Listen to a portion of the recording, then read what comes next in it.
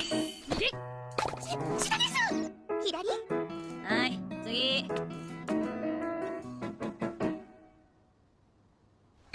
Adegan dimulai dengan mengambil sudut pandang dari siswa bernama Yadano Makeru. Dia memiliki ambisi untuk lebih unggul dari Komi dalam pemeriksaan fisik. Dalam pemeriksaan fisik ini, ada 4 hal yang menjadi penilaian. Di antaranya penglihatan, tinggi tubuh, berat badan, dan tinggi duduk. Setidaknya Yadano harus menang 3 hal agar lebih unggul dari Komi. Di saat melihat Komi melakukan pemeriksaan mata, Komi tidak menjawab sama sekali, yang membuat Yadano yakin penglihatan Komi buruk. Nilai penglihatan Yadano adalah 0,7. Dia merasa yakin akan lebih unggul dari Komi. Ternyata nilai penglihatan Komi adalah 1,5 yang membuat Komi lebih unggul dari Yadano. Yadano tidak percaya dengan hasilnya karena dia melihat sedari tadi bahwa Komi tidak menjawab sama sekali. Yadano berpikir Komi melakukan kecurangan saat pemeriksaan. Untuk pemeriksaan pertama, Komi lebih unggul dari Yadano. Pemeriksaan pun berlanjut tanpa ada hambatan. Akhirnya hasil pemeriksaan pun keluar.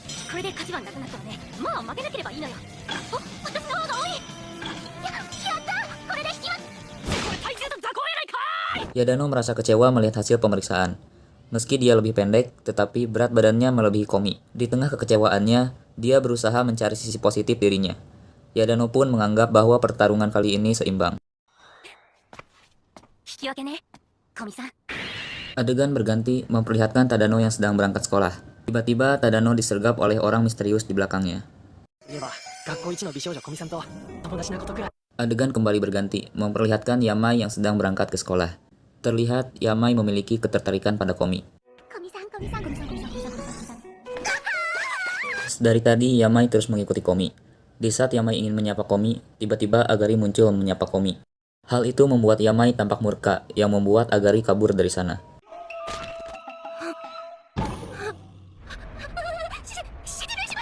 Di saat Yamai ingin menyapa kembali Komi, tiba-tiba muncul Najimi menyapa Komi duluan. Najimi terus berbicara dengan Komi yang membuat Yamai kesal. Akhirnya Yamai berhasil menyapa Komi, namun Komi malah diam dan hanya menatap Yamai dengan tatapan seram. Bukannya takut, Yamai justru merasa senang diabaikan oleh Komi, karena menurutnya, keanggunan Komi akan menurun jika berbicara dengan rakyat jelata sepertinya. Yamai pun mengajak Najimi berbicara sebentar. Yamai bertanya tentang hubungan Najimi dan Komi. Najimi menjawab dia hanya teman Komi. Yamai meminta tolong pada Najimi untuk mendekatkan dirinya dengan Komi. Najimi pun setuju karena merasa takut dengan sosok Yamai. Najimi memperkenalkan Yamai pada Komi. Komi hanya terdiam sambil natap Yamai. Seperti biasa, Yamai malah merasa senang saat ditatap Komi. Kemudian, Yamai duduk di meja Tadano sambil mengajak berbicara Komi. Yamai menawarkan makanan pada Komi karena dia membuat terlalu banyak. Komi pun mengangguk, yang membuat Yamai senang. Yamai pun segera kembali ke tempat duduknya karena pelajaran sudah dimulai. Setelah itu, Komi hanya diam bergetar. Najimi tidak mengerti maksud Komi karena tidak ada Tadano di kelas.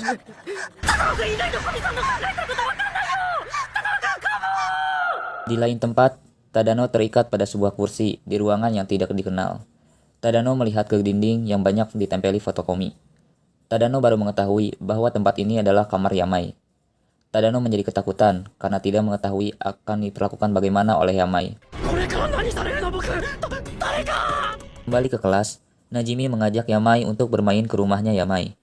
Tentu saja Najimi pun mengajak Komi juga.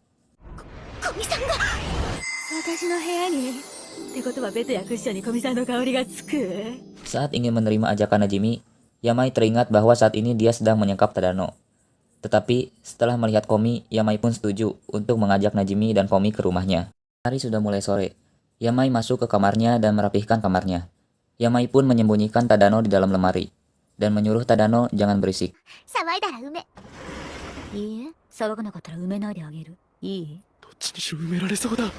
Saat mereka bertiga mengobrol, Tadano mencoba menggedor pintu lemari.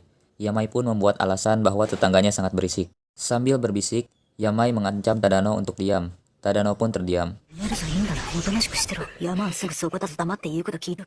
Setelah itu, Yamai pergi membuatkan teh untuk Komi dan Najimi. Yamai menyuruh mereka untuk tidak membuka lemarinya. Setelah Yamai pergi, Najimi justru membuka lemarinya. Mereka tak menyangka justru di dalamnya ada Tadano. Tiba-tiba Yamai sudah di belakang mereka. Yamai ingin Komi menjauh dari Tadano dan berteman dengannya. Komi justru melepaskan Tadano dari kursi dan segera meninggalkan Yamai. Yamai langsung mencegat Komi di depan pintu dan berkata dia melakukan semua ini demi Komi. Komi pun menuliskan kalimat di buku bahwa dialah yang berhak mencari temannya sendiri.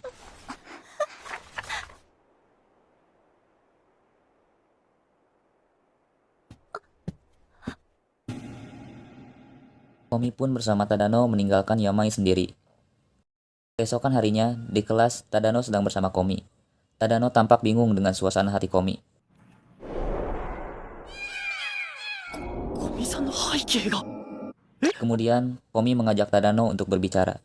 Komi bertanya apa dia benar-benar boleh berteman dengan Tadano, mengingat Yamai bilang dia menculik Tadano demi Komi. Tadano pun berkata bahwa dia sendirilah yang memutuskan siapa yang akan menjadi temannya. ただのくんの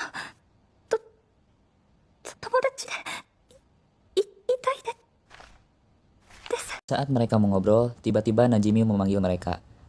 Najimi membawa Yamai untuk meminta maaf pada Tadano. Dia pun meminta maaf juga pada Komi karena seenaknya memutuskan siapa yang jadi temannya. Komi pun membalas dengan tulisan ya di buku.